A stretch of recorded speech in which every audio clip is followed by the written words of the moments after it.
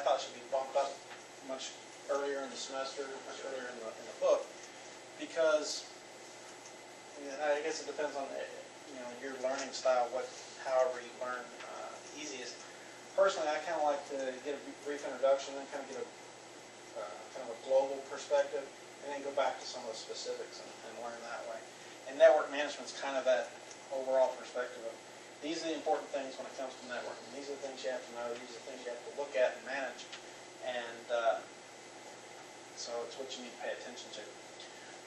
Objectives: understand network management and the importance of documentation. Documentation is, it's the stuff that tends to get overlooked the most. And it's unfortunate because it's really important. Baseline measurements. There was I think he is a professor. A guy named Peter Drucker, who's a management guru, who says if you can't manage it if you can't measure it. You got to have a baseline. You got to have something to compare that measurement against. That's what baselines are about. We'll talk a little bit about that. Policies and regulations to assess and maintain a network's health. Managing a network's performance using Snmp. That's part of that network software that we were talking about. The protocol that's used to have those devices communicate back to our server and say, hey, this switch is failing, this switch isn't doing a very good job, or this switch is really busy, maybe you ought to get a better switch. That type of stuff. Identify the reasons for and elements of an asset management system, and plan to follow regular hardware and software maintenance routines. We tend to take that for granted until you work in a company that doesn't do it well. If you get in that environment, you know it really quick. When it is done well, you forget about it. You don't realize the people that are working behind the scenes. They're working at night after you go home, or they're working on the weekends. I've seen it done both ways, so it's nice when you get into a good organization and you're not aware of it. Fundamentals of network management. Assess, monitor, maintain all aspects of the network. That's what network management is. That's what you're trying to do. So you're trying to assess the state of the network. How's it doing? What does it need to do versus how's it doing? Things like that. Monitoring it, making sure that the parts that are working are the parts that are supposed to be working are actually working. Maintaining it.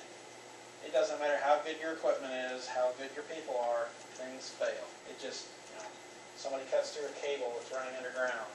You misconfigure a router or something like that. Things happen. So you got to maintain your network.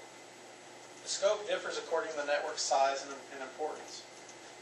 If you've got a small network, being up 24/7, 365 days out of the year is probably not mission critical. It's probably not something that's just really going to kill you if you go down. If you're somebody like Amazon, who that's where all your money comes from, is being online, and you go down for an hour, that's a lot of money. Go back and think about calculate what their annual revenues are. Break it down by hour and see how much money they lose every hour they're down. It's a lot of money. Several network management disciplines are involved with network management. They all share the same goal. It's all about trying to make sure that the network functions as efficiently and performs as best it can to prevent downtime. And hopefully, if you're doing a good job of it, you can prevent a lot of this stuff or correct a lot of this stuff before you start getting a lot of complaints from users. Because your users will complain. So documentation, network management documentation types. Physical topology. This is really kind of a bare minimum of what you should expect in network documentation. A physical topology. We talk a lot about the logical topology, but I can't stress enough that the documentation, for example, you saw in the online example that I gave you from the graduate class, one of the things that was lacking was any real physical topology, any kind of real layout of the facility that actually showed you these are where the walls are, this is how the cabling is going to run, and these are where the network stations, where the nodes are going to be, the hosts are going to be. You didn't see that there. So if you go to install it as an installer and you're looking at that documentation, you're really kind of left to your own devices. That may not be the best thing if it's being installed for you as a company. You want to document the access methods. How do people access your computers? Do they have login? That's what most people use. There are alternatives. Or do you just let everybody have access to the system? Your server rooms, the physical access to things.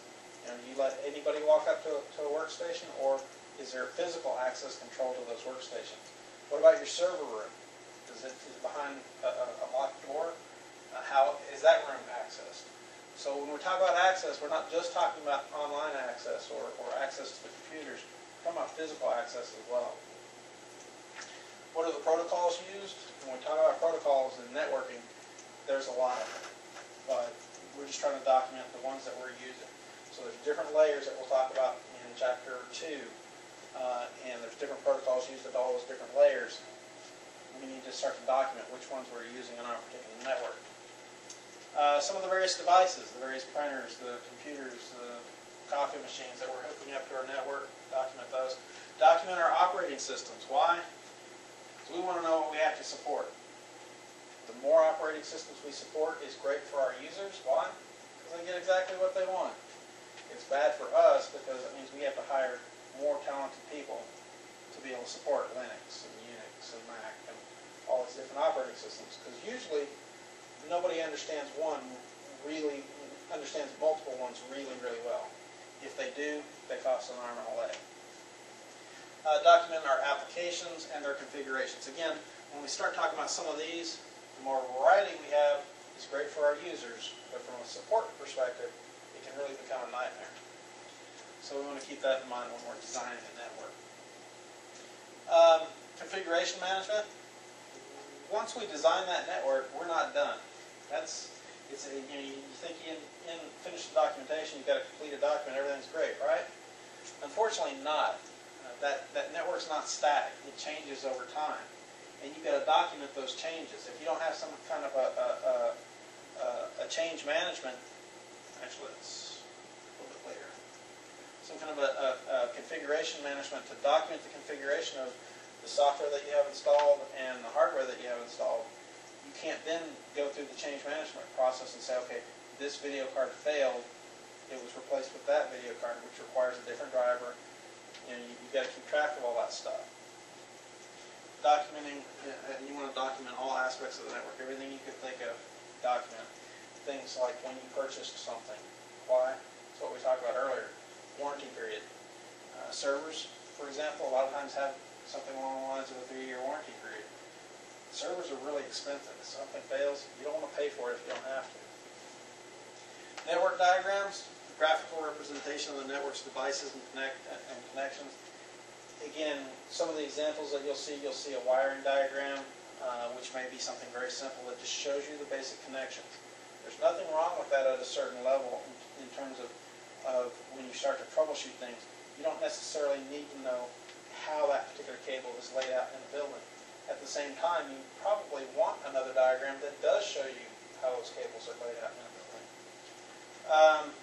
Some of these graphical programs, things like Visio, for example, have a lot of symbols already built into them, so you can create a lot of this documentation and be as detailed as you want to, or have as little detail as you want. Personally, I'm looking for detail. I like it. I think it's good to have a broad overview of your design, but then you need to drill down and really be more specific about what it is your network entails. Otherwise, it's just really kind of a pipe dream. You can't actually take that, have somebody follow that, and install that network. So a diagram might look something like that. Again, at a logical layer, at a logical level, I don't think there's anything wrong with that. It explains some of the basic connectivity that you might need if you're starting to troubleshoot something. So for example, if you don't have access over here from your laptop or your PDA, if you don't have access from either one, it's probably not a transmission issue because neither one is getting it unless they're both close to each other, maybe getting some kind of interference. But if neither one is getting them and they're in different places and they're both within range, you probably have some kind of connectivity between the wireless router and that switch. And maybe not. Maybe there's something wrong with the wireless router itself. But it allows you to start to document or start to troubleshoot that particular environment. If you narrow it down and the wireless router is fine, now you might have to go look at a different diagram. Where is that wire running? You need to now have a physical diagram for the layout of that wire. So that's what we were talking about just a second ago, wiring schematic, a graphical representation of a network's wired infrastructure. So it can be something as simple as that as far as basic wiring diagram. Again, from a troubleshooting perspective, it does provide you a certain amount of information. But I also like the idea of having some kind of a plan of the facility so you can see where the walls are, how the wires are running in that facility, etc. Any questions so far? So Peter Drucker said you have to be able to manage something, you have to be able to measure it. Well, to measure it, you've got to have a starting point and then ultimately an ending point. The baseline is that starting point. You've got to start with some kind of measurement. How much data can you pump through your network? A report of the network's current operation state. So your individual PCs have a baseline, how well they perform. The hard drive has a speed, your processor has a speed, your network card has a speed. You have various performance characteristics about a variety of different devices. When you put them all together, you end up with another baseline because they don't operate in isolation. They're operating in a network environment. So all that data that you're sending back and forth has to go through a switch or go through a router. And so that's what the purpose of the baseline is to identify what your baseline of your network is so that when something starts to go wrong, you can go back and run those same tests again. And you can say, okay, this particular connection is taking 50% longer to run that same data through it than it did with our baseline. There's a problem here. But if you didn't take that baseline, you don't know that. Baseline measurements, you can look at the backbone utilization rate, the number of users logged on a day. It's really up to the network manager as to what particular baselines they think are the most important. And that's something that just kind of comes with trial and error, looking around what other people are doing, things like that.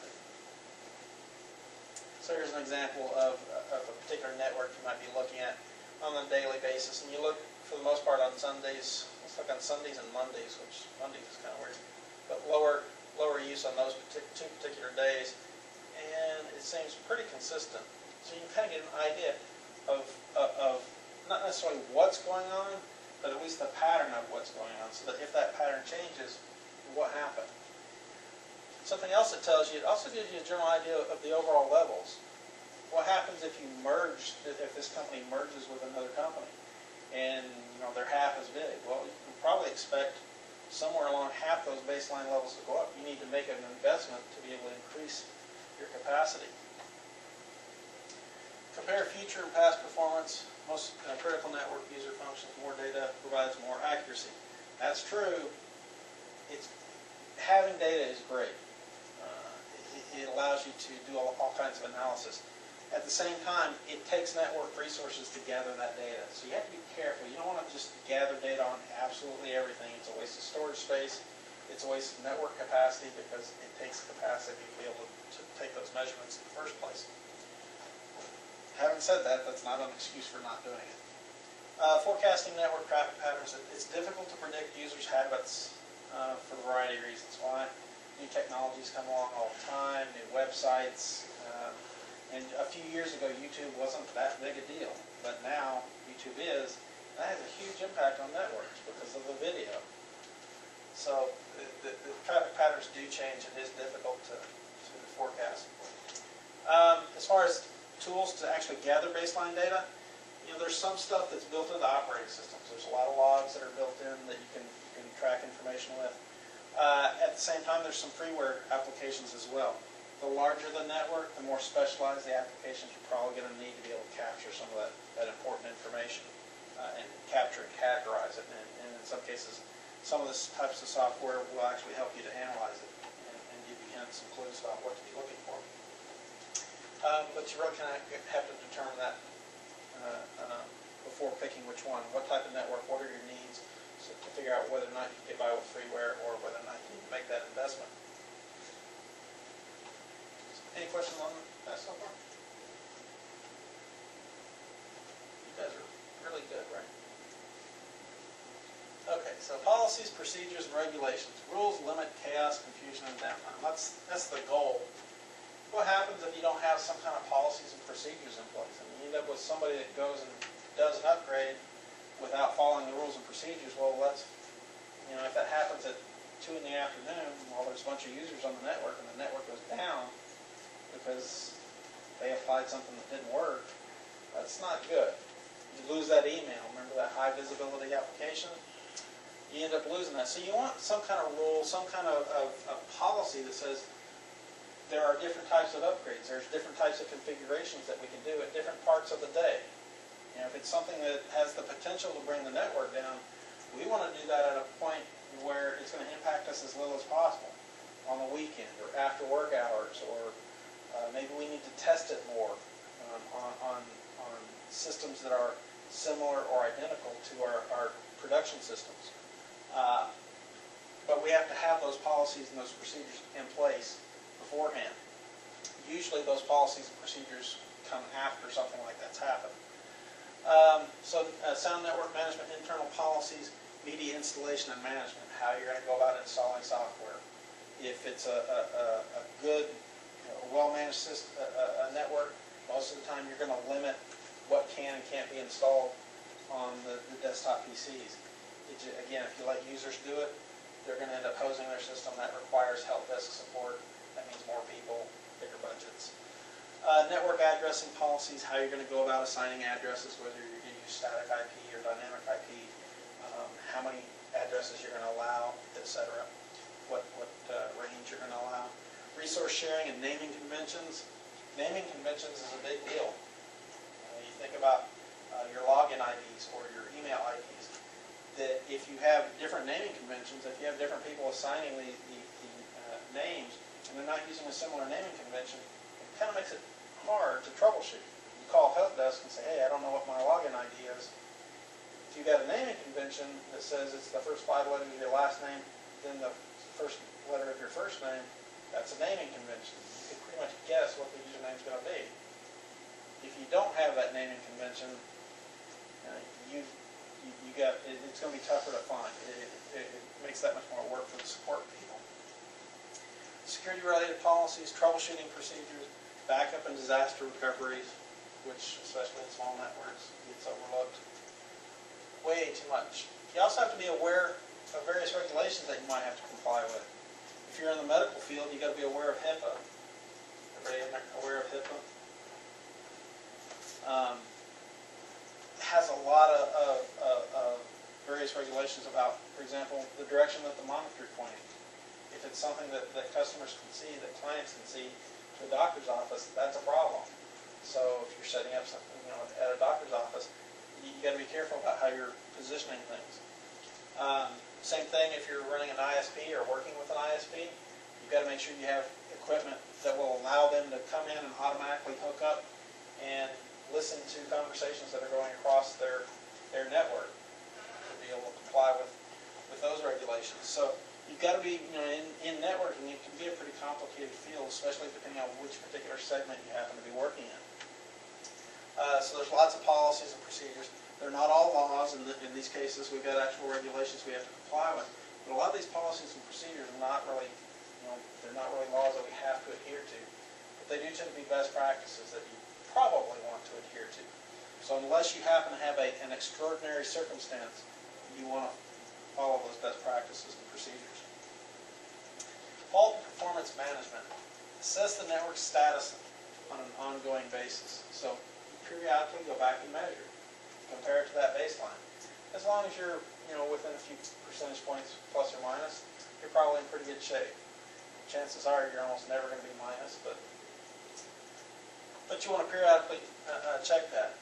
So you want to monitor it to see how well your links, devices, all those types of things are covering the demand. Fault management involves detection and signaling of device, link, component faults, things like that. So it's the process of managing that and identifying that these particular components are failing.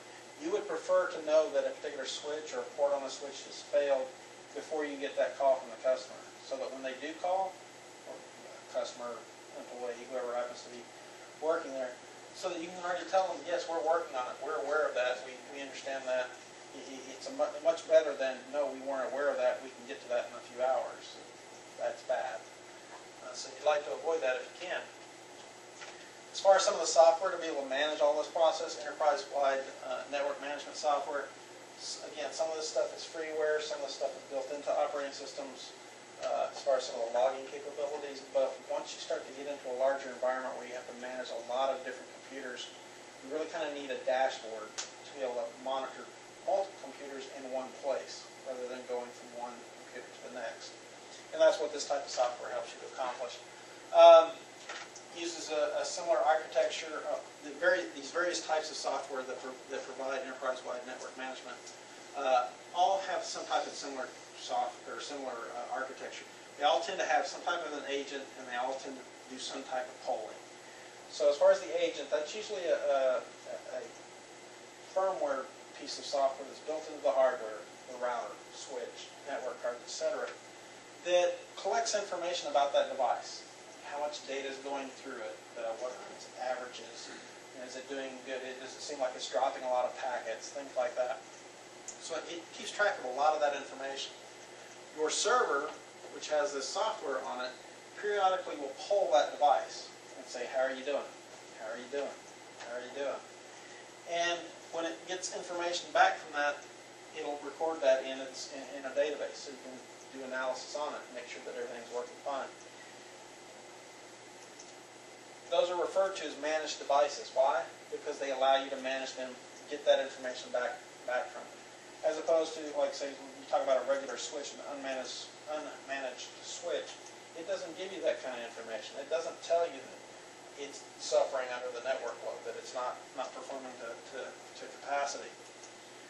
So all that information comes back to that software into what they call the management information base. That's where the data is actually stored so that it can be analyzed. The protocol that information is going back and forth in, there's a couple of different ones, but the most common one is Snmp. It's been around for a very long time. It's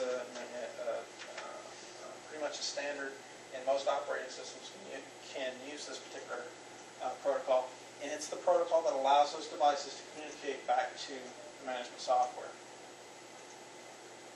So you might see something like that. You might have a switch here. This might be a switch, or this might be a network card. But it reports back to that network management program to say, this is how I'm performing.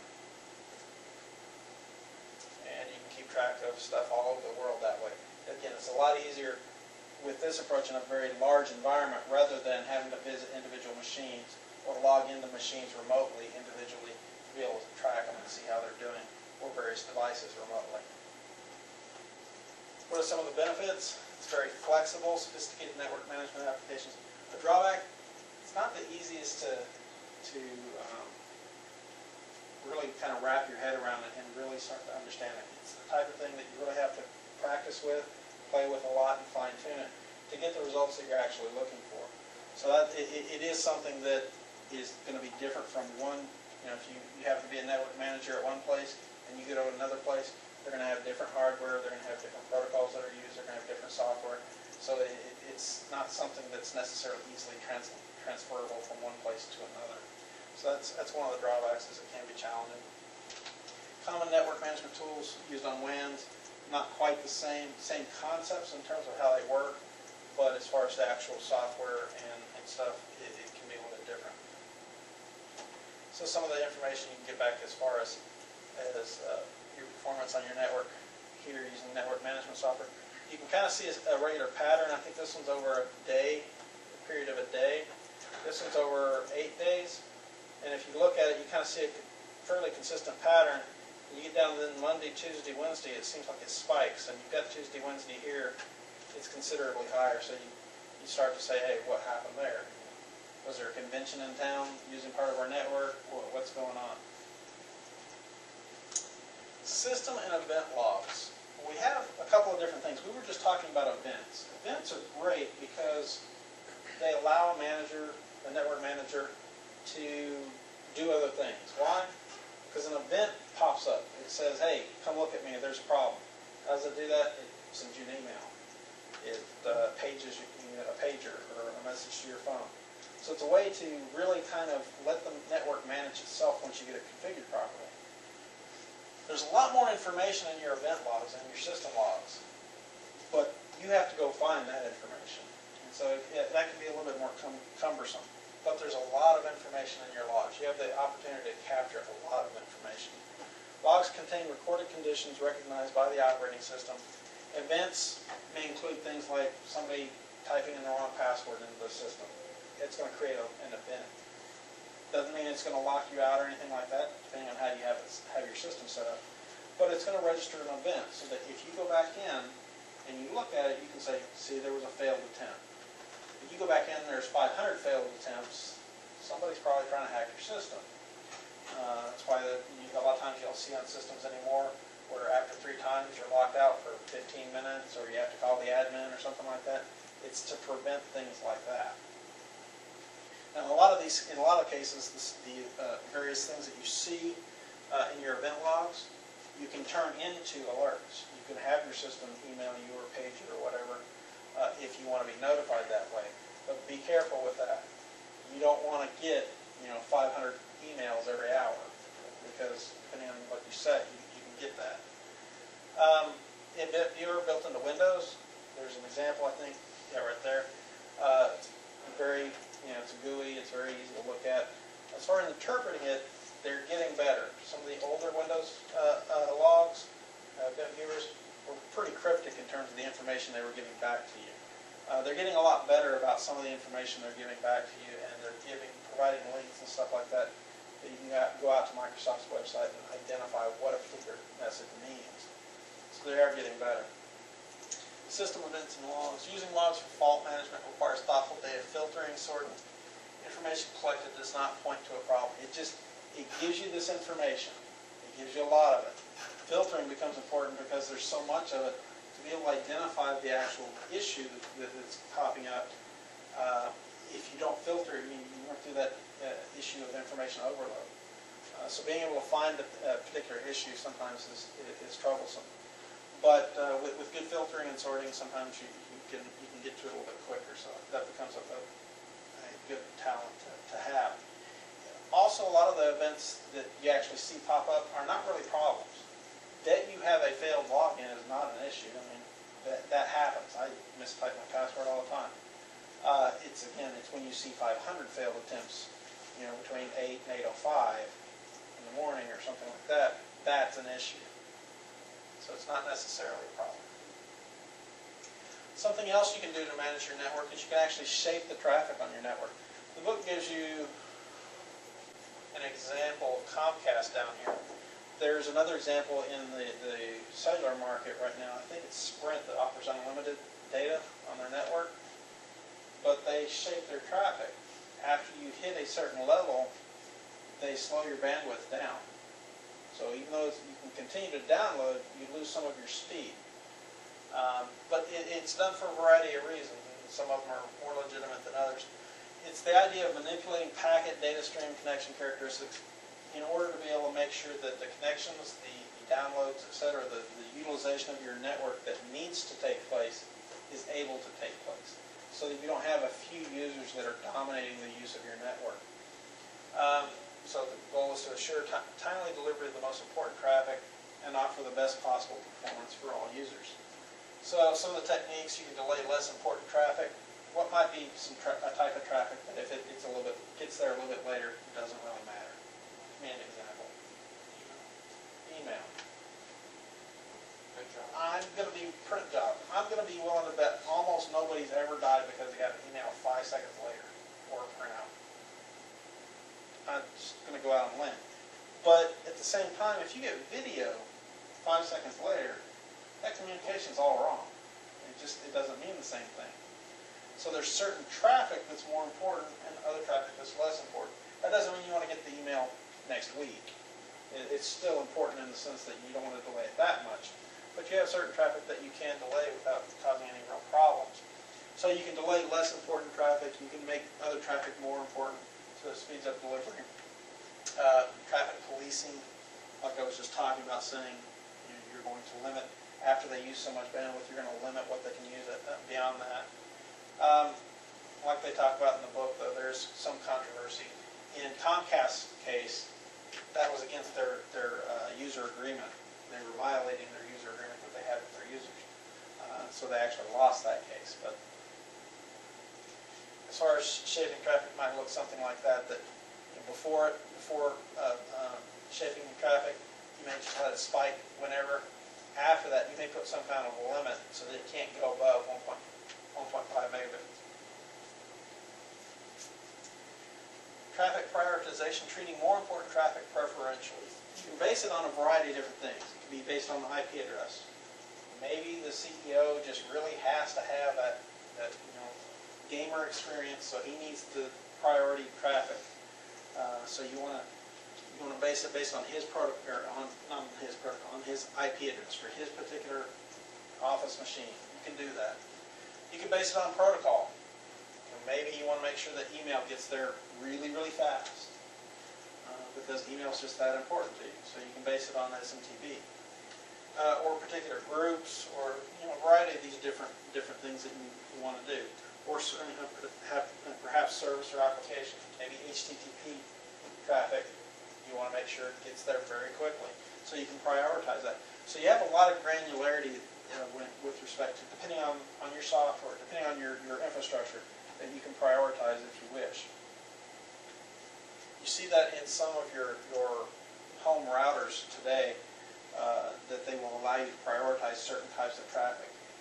Just a few years ago, you didn't have that capability, but a lot of the stuff that you see in larger networks is filtering down into some of your lower end, if you will, routers and things like that. A lot of that has to do with applications like Skype and stuff like that, where prioritization becomes important. Caching is another way to kind of influence the utilization of your network. It's a nice technique of being able to limit how much your WAN gets used for. For example, you might have a proxy server that operates between your network and the rest of the internet. And the idea behind that is that when you access a web page, it goes to your proxy server and says, do you have a copy of www.microsoft.com? And if it doesn't, that proxy server goes out to the internet, across the WAN, retrieves that web page, comes back and returns it to the user. It's the way it's supposed to work, right? The next time you or another user on the network has to access that Microsoft web page, it goes back to that cache server and it says, do you have a copy of that same web page? The proxy server says, yes, I do. It looks at the date on it, and it checks with this, depending on how you have it configured, it can check the date on Microsoft's website without having to send the entire page back and say, okay, yes, that is a valid copy, or the most recent copy of that web page. I can serve it up directly. So it uses your WAN connection much less. It serves that page back up to the user much more quickly, because it's not having to send all that data across the WAN connection. That page is just going across your network. So it's a way to speed things up. Also, you get some other advantages with respect to security using a proxy server, but it's a little bit different issue. Web caching, most common cache type, highly customizable. Web pages are stored locally on a proxy server or cache server. ISP cache engine, network device devoted to storage, frequently requested files delivery. It's this basically is a kind of a reverse technique that websites can actually use to deliver content closer to users, rather than us having our own proxy server. So it's kind of a reverse technique of the same thing. Asset management's another thing. This comes to us out of the accounting field. There's no difference as far as we're just trying to keep track of assets. They were trying to keep track of things like plant and equipment, and tools, and various things that a company might spend money on, their various assets. From our perspective, we're trying to keep track of our printers, our laptops, all our various hardware and software devices. We want to keep track of all that. And again, like I was saying earlier, it may be as simple as a spreadsheet. It may be as complex as a dedicated piece of software that keeps track of all this for us. Benefits: it simplifies maintaining and upgrading a network. You know what you have, you know how many you have. In a lot of cases, especially if you're a large company, you don't just dispose of all your old equipment. It doesn't all go to a landfill. In a lot of cases, it gets sold off to somebody that's willing to give you a few bucks for it. But you got to know what you've got before you can do that. If you don't have something like this in place, that means you have to send somebody out there and physically count each one of these devices so that you can offer them up for sale. If you've already got it documented, you're good to go. Provides information about hardware and software, costs, benefits, etc. Like I was saying earlier, change management is something that happens. Once you design that network, you implement it, it's there, it never changes, right? In your dreams. It's just not how it works. You know, somebody wants to install something else. I need a webcam. We've got to have a patch comes out, a service pack comes out. All these different things are going to force change on you whether you like it or not. So you have to have some kind of a procedure for managing that change and documenting that change. And that's what this is about. Common software and hardware changes, installing patches, replacing the network backbone. There's several ways to approach changes. When it comes to software, for me, patches and things like that, it depends on your particular network, but I tend to default towards install everything as far as your patches. I'm not talking about bloatware or anything like that. But as far as patches, install it when it comes out. The vast majority of security issues, there are already patches available. People just don't install them. And that creates a security issue. If you simply install it, it's not going to be a problem. Where that becomes a problem is, especially in highly specialized networks where there's a lot of customized software, simply installing a patch a lot of times will break some of those modifications that you might have made. If you modified the registry, for example, to make a particular piece of software work with another piece of software that don't normally work well together, installing a patch sometimes will break one of those applications. So if you've got a lot of unique stuff in your system, you may not want to take that approach, but if you just got basic stuff, absolutely. I'm an advocate for just installing all your patches. Keeping track of software changes. Again, if you've got one or a very few types of systems, it's much easier to maintain. It's much easier to test those patches if you have to do that. The more you have, the more it's going to cost, the more timely it's going to be. The more people you have to be able to support those different configurations. But you want to keep track of all those software changes so that you know these patches have been applied to these machines. They haven't been applied to those machines. So which ones do you need to go back to and apply patches to? Having said all that, there are actually applications that will allow you to automate that process. Automate the process of installing patches remotely, of installing software applications remotely, etc. In the Novell environment, for example, there's a program called Novell Application Launcher. It allows you as an administrator to create a script to automatically install a patch, automatically install an application when the system reboots, when a particular user logs in, when the network administrator says do it, if the machine happens to be on. They do something similar here at Tarleton. They use a different piece of software, and I don't remember what the name of it was. It's Microsoft's equivalent to it.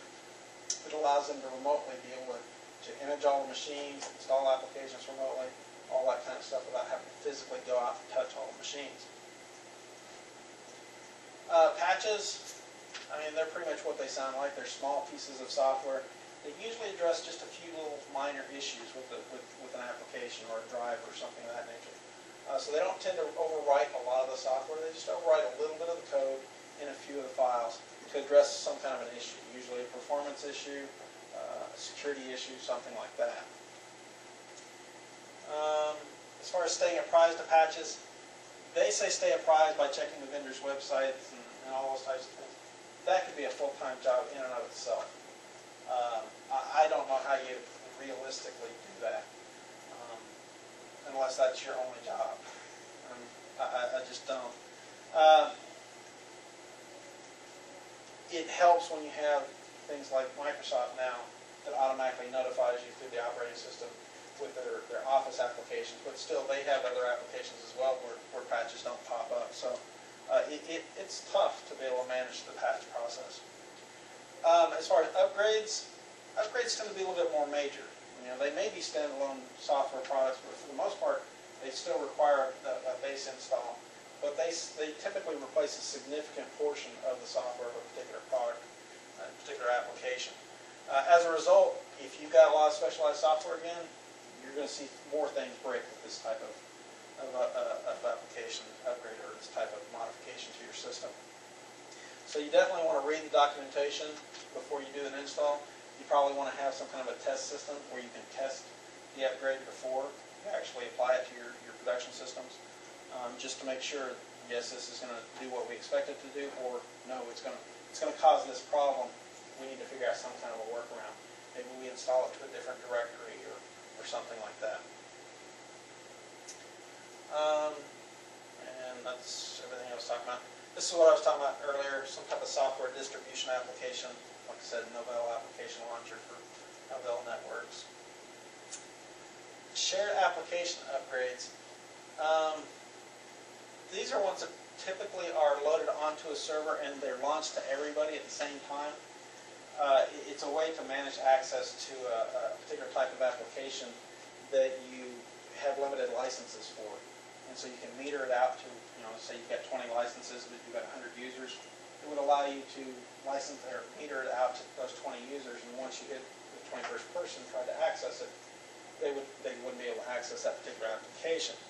When you try to upgrade something like that, you have to be aware that you're impacting all those users at the same time. So it's not like touching one machine, and if it goes south, well, everybody else is still up and going. You're impacting everybody at the same time. So upgrading those types of applications can really be problematic. So you really have to be careful on something like that. And that's when you want to start to consider things like the time to do those upgrades, the cost, effort, etc. Excuse me. And don't forget to do things like user training. In a lot of cases, just some of these applications require training on the part of the professionals, on the part of network administrators and their staff. So don't negate that. I used to wonder about how your technical staff, how do they always know what to do? And I went to work in an IT shop and found out that they cheat. It's exactly what they do. They go train. They go practice before they ever go out and talk to users about an upgrade or about a patch. They practice it, and they make it fail over and over again. They figure out all the various things that can go wrong, and then they go out and visit users so that when something bad happens, they know exactly what to do. But you've got to go through that training process first to be able to do that. And then network operating systems are probably the most difficult type. When you have a new network operating system upgrade, or if you're replacing a network operating system, that doesn't just affect those 20 users, that affects all 100 of those users, because it's affecting the entire server as a whole.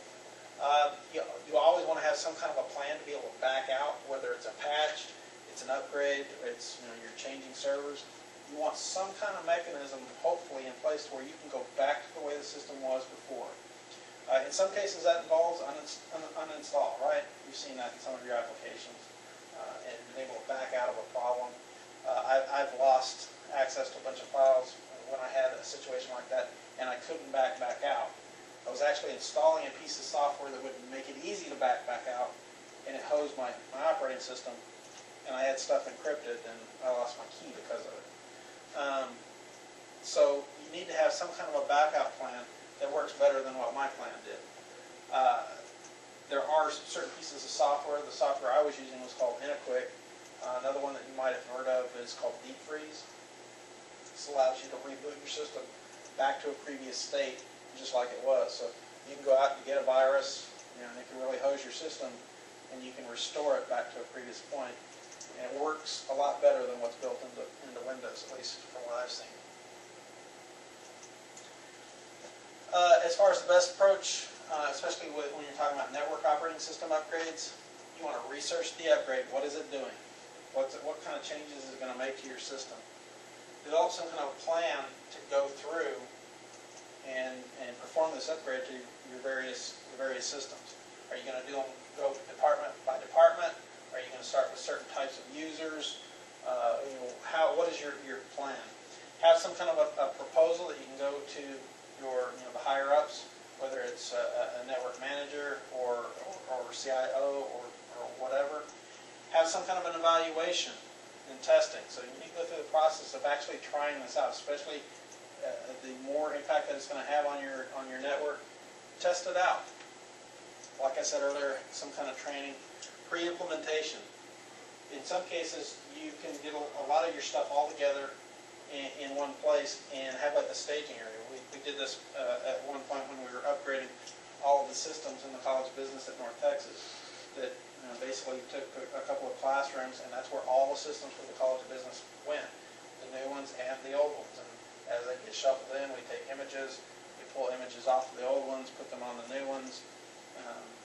basically run a few scripts to be able to modify it so that the data was accessible on the new system. And so you've got to go through training and pre-implementation to really facilitate making that as easy as possible. If you don't, you end up with a lot of users that get displaced. They can't do their work. It's too disruptive, and it makes the upgrade not nearly as pleasant as it could be.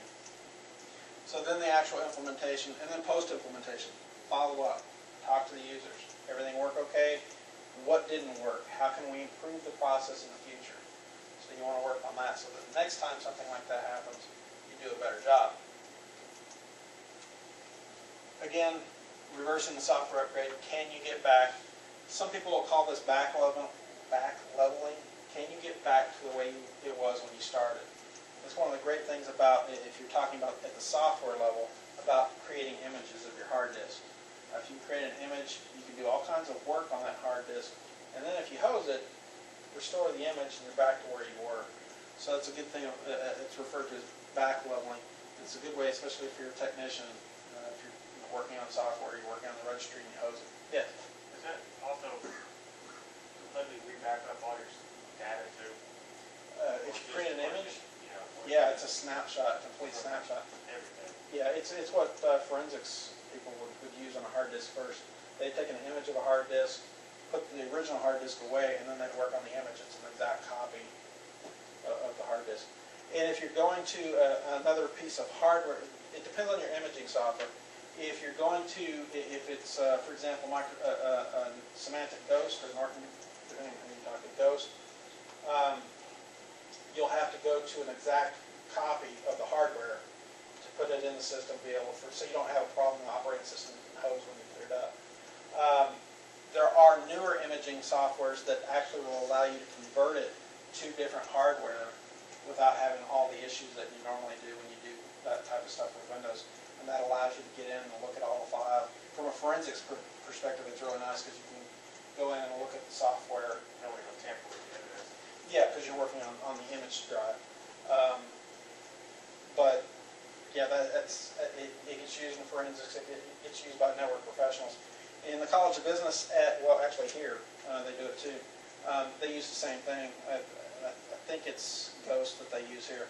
But they image the drives periodically here remotely. And what they actually do is they create an image. They'll have these machines back in wherever their office is. It's the exact same hardware. They'll create an image. They'll load the hardware, or load the software, the operating system, all the various applications. They'll configure it to exactly the way they want it. Once they get that, they take an image of it. They can then push that image out to all the various machines. Most of the imaging software, most of the time you have one or two approaches then to customize each individual installation because you've got to have a unique IP address, you've got to have a unique machine name. Some of the imaging software will allow you to do that.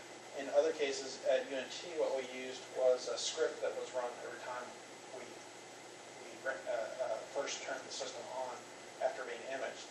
And that would then go out and get all that information dynamically. The exact same size, or is it condensed down? They're exactly the same. Well, no, you talk about the images? It depends. On Ghost, I know you can compress it. So you could end up putting a lot of different systems on a smaller hard drive, and that was nice. Let's see. Refer to software vendors' documentation to reverse and upgrade. A lot of times applications or patches, etc., have uninstalled utilities already built into them. Sometimes they do a good job, sometimes they don't. Personally, for example, semantic Norton utilities, Norton antivirus, I absolutely can't stand it because it never uninstalls everything the way it's supposed to. So in some cases they don't work all that well. So you can't necessarily depend on their software to work the way you want it to.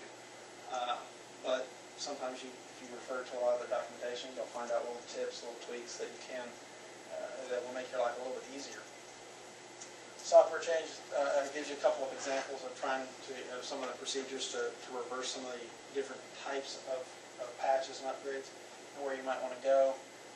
Some of those automatic uninstall utilities versus making a complete backup of the system and then having to restore it. Images much quicker, usually, depending on the size of the hard drive. You know, on Ghost Image, 400 meg, something like that, 400 gig hard drive, probably 30 minutes. So it can be a lot quicker with images. Hardware and physical plant changes. You also want to keep track of. Required when the network component fails and malfunctions. You want to know where those switches are. I mean, in here, you start looking around, you can follow the wires. What happens when those wires go into the wall? They probably go back to a wiring closet somewhere. And if that's where the switch is, you need to know where somewhere is. You hope. Required when network component fails or malfunctions. More commonly performed as an upgrade to increase capacity, improve performance, add network functionality. If you got old switches, for example, in a lot of cases, it's not a case of the switch failing, especially good switches. Good switches don't fail an awful lot. Cheap ones do, but good ones don't fail nearly as often. A lot of times you have to increase capacity. You have to add an additional switch. Why? Because you added a bunch more. You added another computer lab or something like that. Or it's an older switch. It didn't fail. It's just a 10 meg switch. Well, everybody wants gigabit Ethernet, so you got to improve performance. But very similar issues as far as some of the software changes. If the hardware fails, you can't really back out of that. You got to replace the switch. That's you're kind of stuck with it. But if it's not failed, if you're replacing it for some other reason, you want the ability to go back just in case the upgrade doesn't work as intended. Adding or upgrading equipment, difficulty determined by past use. Have you used the equipment before? If you're adding another switch of a switch that you used before, it's probably pretty simple. You've got experience with it. If it's another brand, a different model, it might be problematic, especially if it's a managed switch and you've got a lot of things that you're trying to configure in that switch. So take time to research, evaluate, test unfamiliar equipment. Play with it. Like I said, a lot of times those people in networking, the reason they look like they know what they're doing is because they've been messing with it for the past 5 days in their lab. Rapid hardware industry changes may affect the consistency of installed products. Ideally, you've got the same switches throughout your organization. You've got the same PCs for all your users. You've got the same servers in your various racks. Why? Because that's great. Everything looks the same. It's easier to train and learn one particular type of system, one particular type of switch, etc. And then when there's a problem, you can easily diagnose it. The reality is, things change so rapidly, that's not going to be the case. Not as much as you might want if you're an organization of any size.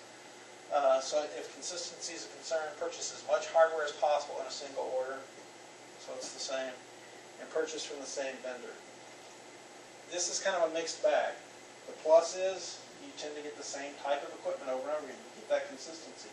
You get a vendor that feels beholden to you. That's a good thing, right? More likely to get discounts and better support. At the same time, if that vendor goes out of business or there's an issue with respect to their particular product, you're locked in. You've got all that equipment that has that problem, or all that equipment that doesn't have that support because they went out of business. So that, it's a double-edged sword. As far as adding or upgrading equipment, different preparation and implementation requirements for each type of device. Obviously, you upgrade differently for a switch than you would on a PC. Read all the instructions. Gain experience with the networking equipment. Those labs are really important. Follow general guidelines for each type of device. All those README files that come with this stuff, they're there for a reason. Now, sometimes if you open any of those up, sometimes there's almost nothing in there. And I think that's because they know nobody reads them. But every now and then there is some actual useful information that you run across that's really helpful. So sometimes those README files are really good places, good sources for information. Also Google. I mean, we kind of laugh about it, but everything's out there. Use Google. The devices most disruptive and complex to add or upgrade often tend to be the ones that are most difficult to back out of. Keep safety in mind when upgrading and installing network hardware. Cabling upgrades can be difficult too, especially if you don't have some kind of documentation that tells you where all the cables are. How are you going to go about running the cables if you're not starting with any kind of an idea up front? So that can be an issue. Also, the bigger the network, the bigger the challenge is going to be. The more cabling you're going to have to run. If you're doing a lot of wireless, the more site analysis you really need to do. And troubleshooting cabling problems tend to be easier if you've got some kind of diagram of where all those cables are run. Also, if you've got the right equipment, there are pieces of equipment that you can hook up to your various cabling and identify where breaks in the cabling occur. It tells you roughly how many feet into the cable that there's actually an issue with the cable. But some of that equipment tends to cost quite a bit of money. It's not necessarily the cheapest in terms of cost. So, if this is something you do all the time, as an organization, you can do that. A lot of larger organizations would rather outsource this because that's not really their business. Their business is manufacturing cars or whatever. So, careful. In some cases, it's quicker, it's easier to go ahead before you do any cabling upgrades, is to actually document the cabling that's there first and then do the upgrade. Helps with some of those issues. You can also upgrade cabling in phases. In fact, unless you're just going to spend a lot of money on several teams doing cabling, you're virtually going to have to. Again, pick users by group or by department. Pick out some kind of system, some kind of scheme for performing those upgrades. Weigh the upgrade importance against disruption potential. You don't just do an upgrade just to do an upgrade. There's got to be a real reason for doing it. Because if there's not, you're just disrupting users for no apparent reason. If you don't really need to upgrade for another year and a half, you probably don't want to do it today because why? More expensive now. Well, certainly there's an expense, time value of money. You spend money today. Well, why are you doing that? Let's put that expense off till later. That's a good point. There's also the issue of technology changes. In a year and a half, there may be a new something else that comes down the pipe that says, we should do that instead. Small organizations tend to upgrade their own. Why? Because there's usually somebody that kind of knows what they're doing, and they don't have a lot to do.